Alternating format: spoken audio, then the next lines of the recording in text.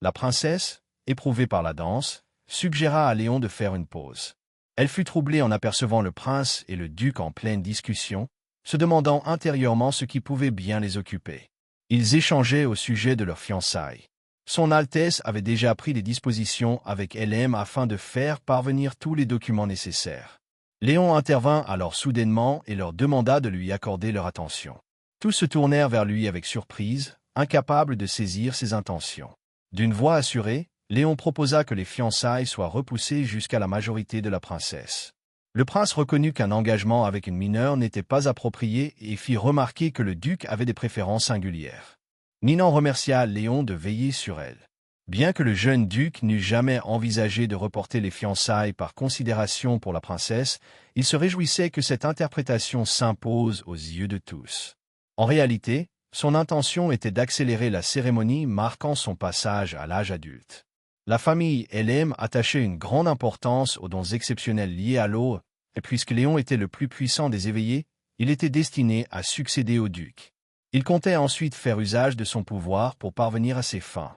L'héroïne entra dans une pièce qu'elle n'avait pas visitée depuis longtemps, bien que cet endroit fût à jamais gravé dans sa mémoire. C'était là que le duc avait pour habitude de discipliner ses enfants.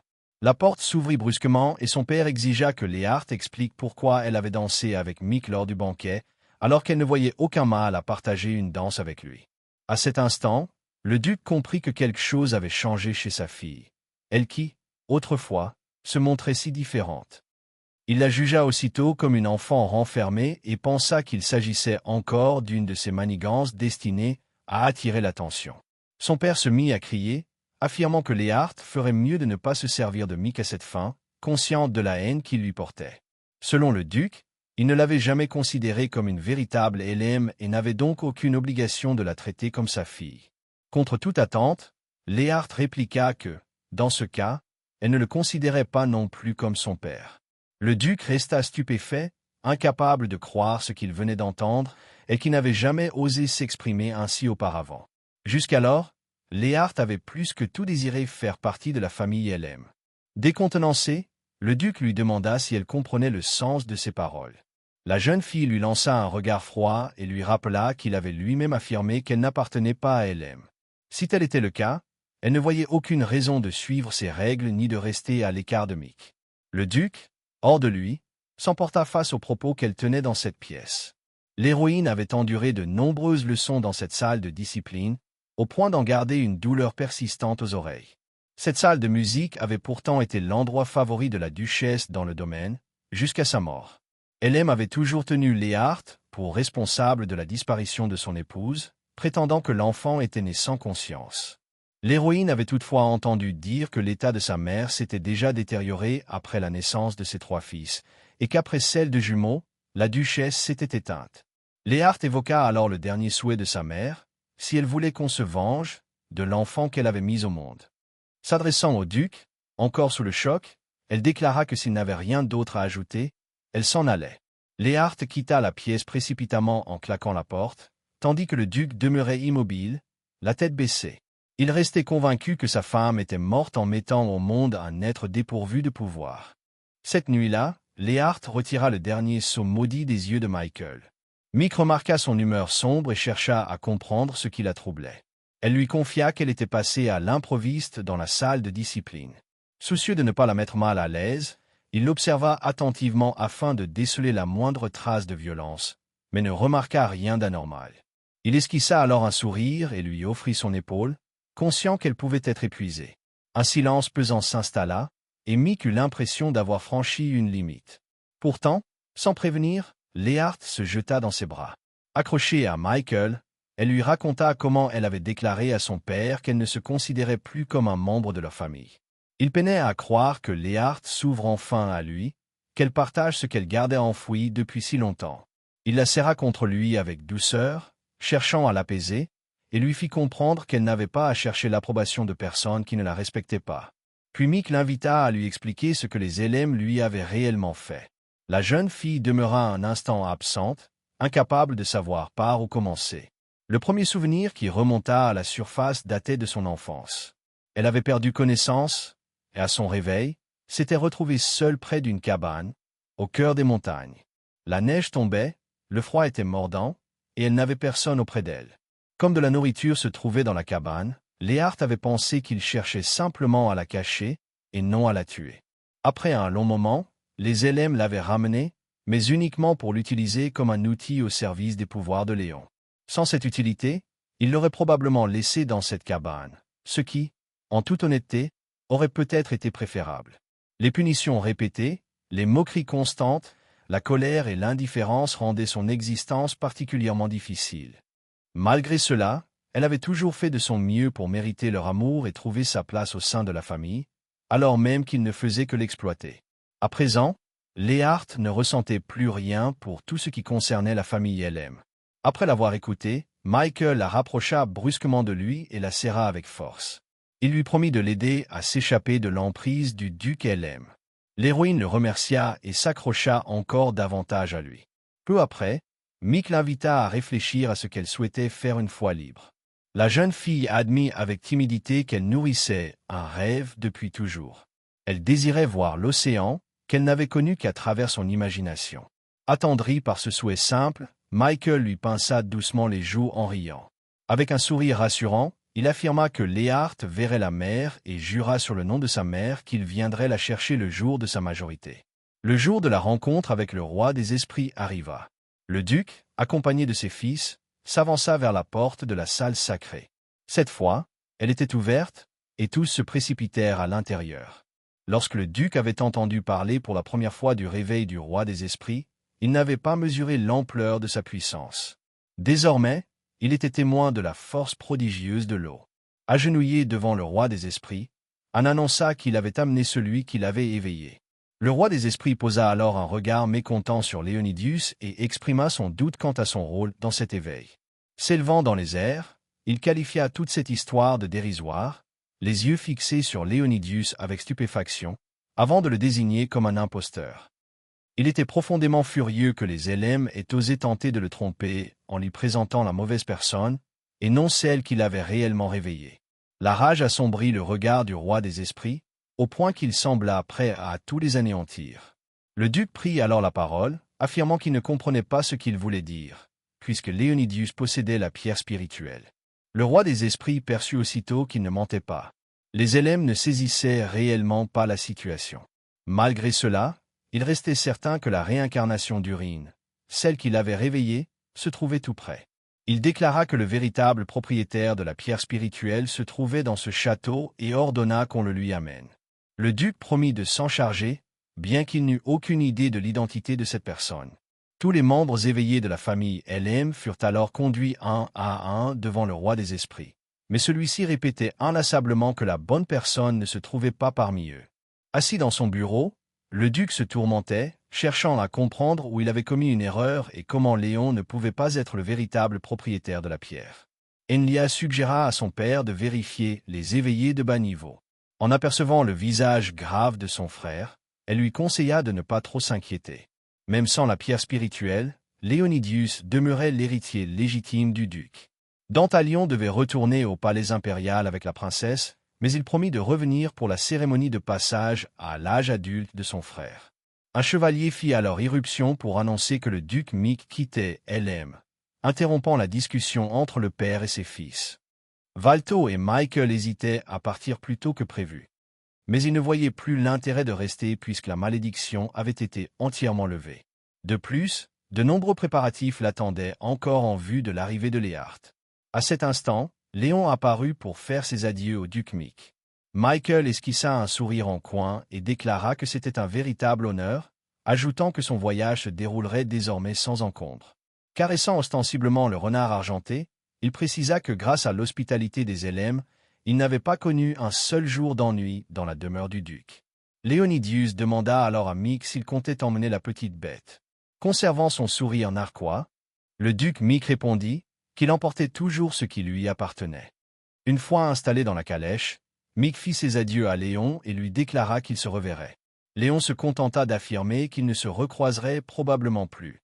Après un bref silence, il ajouta que cela valait autant pour lui que pour sa sœur. Mick, quant à lui, demeurait convaincu que les Elem le reverraient un jour. Cela faisait déjà plusieurs années. Des mois s'écoulèrent après le départ de Mick, qui avait quitté Helem. Rien de notable ne se produisit, si ce n'est que Léon fit déplacer la chambre de sa sœur dans une pièce plus conforme à son rang. Entendant les pas de son frère derrière elle, Léart lui demanda ce qu'il voulait. Léon répondit qu'il n'avait pas besoin de raison particulière pour lui rendre visite. La cérémonie de passage à l'âge adulte approchant, il lui demanda si elle désirait quelque chose. Sans se retourner, elle déclara qu'elle ne comprenait pas sa présence soudaine. Elle était entièrement absorbée par ses propres pensées. Léon lui demanda de cesser de fixer la fenêtre comme si elle cherchait à s'enfuir à la première occasion. Se penchant vers elle, il afficha un sourire narquois et lui expliqua que si elle pensait pouvoir quitter Helem, elle se trompait lourdement, car cela n'arriverait jamais. Même à l'agonie, elle finirait ses jours dans le duché. Se souvenant de la promesse de Michael, Léart songea que, cette fois, son frère faisait erreur. Il était hors de question qu'elle subisse le même sort une seconde fois. Le temps pressait et elle était résolue à quitter cet endroit. Pendant ce temps, la princesse arpentait le château à la recherche de Dantalion. À peine l'appelait-elle qu'il surgit devant elle, un sourire maladroit aux lèvres. Nignan était furieuse qu'il ait encore dissimulé son apparence par magie, malgré ses avertissements répétés. Dantalion expliqua qu'il cherchait seulement à l'aider sans la gêner, à la manière de l'air ambiant. Mais la princesse n'acceptait plus ses justifications.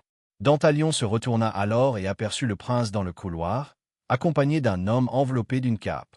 La princesse se mit à raconter avec enthousiasme à Dantalion l'arrivée d'une nouvelle servante, mais avant même qu'elle n'ait le temps de réagir, il disparut de nouveau. Les cachots du château étaient froids et plongés dans l'ombre, seulement éclairés par quelques torchers disposés près des escaliers. En descendant, le compagnon du prince lui rappela que la cérémonie d'entrée au château de Léon était imminente, dans 3 jours à peine. Son Altesse répondit que Nignan devait s'en réjouir. Ils atteignirent finalement une immense porte rouge, encadrée de gargouilles menaçantes perchées sur de hautes colonnes. Devant elle se tenait le comte Féty. Il leva les yeux et demeura figé, saisi de stupeur. Devant eux, suspendue dans les airs, se tenait la reine des esprits déchus, transmise de génération en génération au sein de la famille régnante. Le prince informa Fad de son intention de la guérir, puis de s'emparer de son pouvoir afin que même les éveillés ne puissent plus remettre en cause l'autorité impériale absolue. Fad jura que tout se déroulerait exactement selon la volonté de son Altesse. Peu après, le prince ordonna qu'on lui apporte une bouteille, ce qui surprit Fad, qui ne s'attendait pas à une telle initiative. Lucas lui rappela alors la particularité des membres de la famille royale aux yeux rouges, sur lesquels ni les pouvoirs éveillés ni les malédictions n'avaient d'effet. Malgré cela, Fad recommanda à son Altesse de faire preuve de prudence. Lucas ouvrit la bouteille et commença à en extraire le pollen noir, protégé par une couche spéciale. Une simple inhalation, voire un simple contact, suffisait à faire perdre la raison à un être vivant. Une fois la quantité nécessaire prélevée, il referma la bouteille. Il se contenta de préciser qu'il s'agissait de pollen. En quittant le cachot, il demanda à Fad des nouvelles de Mick, et celui-ci répondit que le duc restait cloîtré derrière des portes closes. Lucas éprouvait une certaine satisfaction à l'idée que le vieil homme ne puisse plus jamais entrevoir un avenir lumineux, son héritier étant désormais aveuglé. À ses yeux, cette situation était amplement méritée. Ni Fad ni le prince héritier ne remarquèrent que Dantalion les observait depuis un moment. Désormais, Dantalion savait que le prince héritier dissimulait l'existence d'un autre roi esprit. Il était rentré chez lui la veille. Lors de la cérémonie de passage à l'âge adulte de son frère, Dantalion fut choqué d'apprendre que le propriétaire de la pierre spirituelle n'avait toujours pas été identifié. Le duc expliqua à son fils qu'ils avaient présenté chaque personne éveillée au roi des esprits, sans aucun résultat. Dantalion était venu à Helem dans l'espoir d'obtenir des informations sur la pierre spirituelle et fut déçu de constater que la situation restait inchangée. Le pouvoir de la reine spirituelle de la famille impériale demeurait insignifiant comparé à celui des esprits de l'eau, mais il restait néanmoins nécessaire de les surveiller. C'est alors que Léon demanda à son père ce qu'il comptait faire de Léart lorsqu'elle atteindrait sa majorité. Elle ne comprenait pas pourquoi son frère évoquait soudainement leur sœur, bien qu'il eût remarqué son obsession récente à son égard. Le duc répondit que si Léon parvenait à utiliser son pouvoir sans l'aide de Léart après la cérémonie, il n'aurait plus besoin d'elle et la chasserait. À sa grande surprise, son fils lui demanda alors de la laisser rester au sein de la famille. Le duc entreprit d'expliquer que, selon la loi, il ne pouvait retenir Léart après sa majorité si elle exprimait le désir de partir. Léonidius rappela à son père qu'il avait lui-même déclaré que Léarthe lui appartenait et affirma qu'il ne voulait plus entendre parler de loi. Anne fut profondément troublé par l'expression tordue qui traversa le regard de son frère à cet instant. Dantalion soutint son frère, déclarant qu'il était libre d'agir comme il l'entendait et qu'il pourrait contraindre Léarthe par la force si elle refusait d'obéir. Il était évident qu'il croyait toujours que Léon était le véritable propriétaire de la pierre spirituelle. Anne se remémora alors que, lorsque d'autres éveillés avaient été présentés au roi des esprits, celui-ci s'était contenté de dire qu'ils n'étaient pas les bons, tandis qu'avec Léon, il avait employé le mot faux. La cérémonie de passage à l'âge adulte approchait, et l'héroïne devait régler certaines choses avant cette échéance. Léarthe avait remarqué que tous les éveillés d'Élem avaient récemment été convoqués au temple, ce qui éveillait sa curiosité. Elle s'arrêta devant une porte que seul un descendant direct des éveillés était censé pouvoir ouvrir. Lorsqu'elle tendit la main, la porte céda aussitôt et pivota lentement. En pénétrant à l'intérieur, Léarthe découvrit une créature endormie. Elle ressemblait étrangement à l'homme qu'elle avait aperçu juste avant sa renaissance. La créature ouvrit soudain les yeux et se jeta vers elle, visiblement ravie qu'elle soit enfin venue. Le roi des esprits la déclara sa maîtresse et son unique contractante. Léarthe le fixa avec surprise, affirmant qu'elle n'avait jamais conclu de pacte avec lui et que cette déclaration était fausse. La créature effleura alors la main de Léarthe de sa paume, et son bras entier s'illumina aussitôt d'une lueur singulière. Un motif bleu vif apparut, lumineux, portant le nom de Marc Léarthe, gravé dans son âme afin qu'il puisse la reconnaître même après sa réincarnation. Il s'était promis de se retrouver. Elle était sa première contractante et la réincarnation du chef de la première famille, Urène. Le roi des esprits prit la main de Léarthe afin de parcourir ses souvenirs. Après les avoir contemplés, il déclara qu'il aurait aimé dire leur vérité à certains membres de cette famille, et même bien davantage. À ses yeux, leur aveuglement était total, incapables qu'ils étaient de reconnaître la véritable héritière, préférant s'accrocher à un imposteur. Il aurait pu raser Élem si Léarthe le lui avait demandé. Son pouvoir était suffisant pour anéantir l'Empire tout entier. Pourtant, elle s'y opposa fermement, affirmant que ces individus ne méritaient même pas qu'on leur accorde de l'attention. De toute manière, Léarthe comptait quitter cet endroit. Elle lui demanda donc de garder leur rencontre secrète. Le roi des esprits savait déjà qu'elle se dirigeait vers Burch et exprima le désir de l'accompagner. Cependant, autrefois, il s'était scindé en deux afin de sceller un roi des esprits, et s'il quittait cet endroit, le sceau serait brisé. Avant même qu'il ne puisse lui expliquer cela en détail, une voix se fit entendre derrière la porte. Le moment était venu pour elle de partir. Le roi des esprits lui promit alors de tout lui expliquer plus précisément lors de leur prochaine rencontre. Même s'il ne pouvait rester à ses côtés, il lui souhaitait sincèrement le meilleur. Léarthe lui promit qu'il se reverrait, cela ne faisait aucun doute, puis se dirigea vers la sortie. Après son départ, il songea au regret qui saisirait ses insensés lorsqu'ils découvriraient enfin la vérité. Le jour de la cérémonie de passage à l'âge adulte arriva, et la salle de bal du duché se remplit d'invités. Fuama fut très surpris d'apercevoir Léarthe lors de l'événement, mais Léon rappela à son frère qu'ils étaient jumeaux et que la célébration concernait tous deux. Fuama ne comprenait cependant pas pourquoi Léarthe était entourée de chevaliers comme si elle avait commis un crime. Il trouvait cette mesure excessive, d'autant plus que la famille n'avait pas le droit de retenir des éveillés ayant atteint l'âge adulte. Avec un sourire en coin, Léonidius demanda depuis quand Fuama considérait Léarthe comme un membre de la famille. Fuama reconnut qu'il avait raison, s'excusa et alla rejoindre leur père. Resté seul, Léon posa de nouveau son regard sur sa sœur, persuadé une fois encore que telle était sa place. Léarthe devait rester dissimulé, semblable à une ombre. La princesse s'approcha de Léon pour le féliciter de sa majorité. Elle observa le futur duc avec l'espoir qu'un avenir commun se dessinait déjà, évoquant intérieurement des fiançailles prochaines. Nignan parlait sans relâche, mais Léon ne l'écoutait pas. Son attention demeurait fixée sur Léarthe. L'héroïne sentait constamment le regard insistant de son frère peser sur elle. Sous couvert de protection, il lui avait assigné des gardes, et elle doutait que Michael puisse réellement l'aider dans de telles circonstances. Le duc conversait avec désinvolture avec les invités lorsqu'un chevalier fit irruption dans la salle et s'agenouilla devant lui. Il annonça qu'une calèche non invitée venait d'arriver au château. Le duc et le prince restèrent stupéfaits en apprenant que Mick était présent. Un instant plus tard, Michael entra dans la salle, accompagné de son fidèle assistant.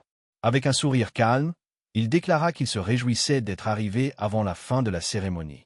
Le prince fut profondément troublé en constatant que Mick ne portait plus son bandeau, signe évident que la malédiction avait été levée.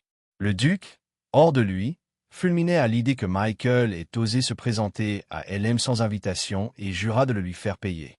Michael, imperturbable, se contenta d'esquisser un sourire, affirmant qu'il était simplement revenu pour reprendre ce qu'il avait laissé derrière lui.